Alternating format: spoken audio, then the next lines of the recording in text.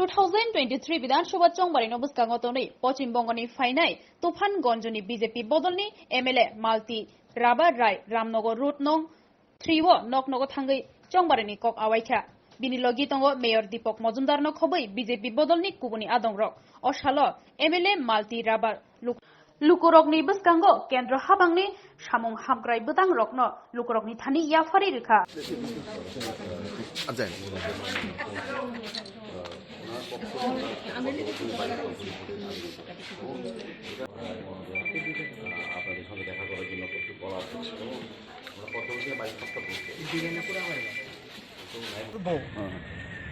যে আমাদের কেন্দ্র সরকারের সঙ্গে ডাবল ইঞ্জিনের সরকার যে কত উন্নয়ন করেছে আরো 5 বছরে আপনারা আসামকে দেখেছেন, উত্তরপ্রদেশকে দেখেছেন, আর কোন সারা পাচ্ছেন?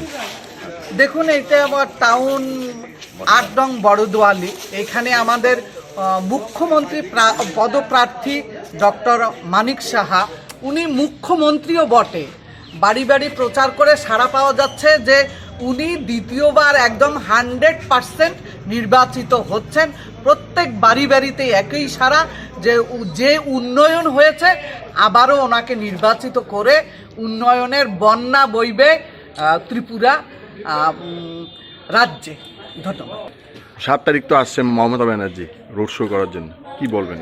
দেখুন, মহিলা মুখ্যমন্ত্রীর রাজত্ব বাংলা মানুষ দেখতে পেয়েছে যে প্রতিদিন বোমা, গুলি, নারী ধর্ষণ, এবং দিদির হাতে এখন পশ্চিমবঙ্গ নিয়ন্ত্রণে নেই, গুন্ডাদের হাতে নিয়ন্ত্রণ চলে গেছে।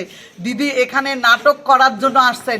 দিদি যা প্রতিশ্রুতি দিয়েছেন প্রতিটি কাজে তিনি ব্যর্থ হয়েছেন। কোনো শিল্প, কর্মসংস্থান, শিক্ষা, স্বাস্থ্যকে তিনি একদম ডুবিয়ে দিয়েছেন।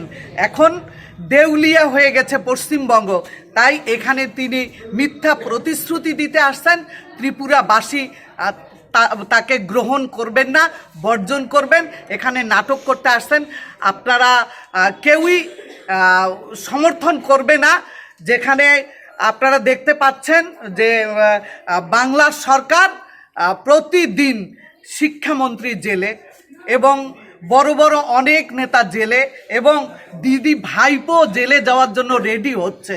তাই এই সরকারকে বাংলার মানুষ ভোট দিতে পারেনি জন্যই তারা সন্ত্রাস করে ভোটে জিতেছে। ত্রিপুরার মানুষ গণতন্ত্র প্রতিষ্ঠা করবে, দুর্নীতি মুক্ত এবং উন্নয়নের ধারা বজায় রেখে ত্রিপুরায় আবারও ভারতীয় জনতা পার্টির সরকার নির্বাচিত হবে। আর বাংলায় তৃণমূল কংগ্রেসকে মানুষ ভোট দিতে পারলে পঞ্চায়েত নির্বাচনে তারা ধূলিসাৎ হয়ে যাবে। ধন্যবাদ।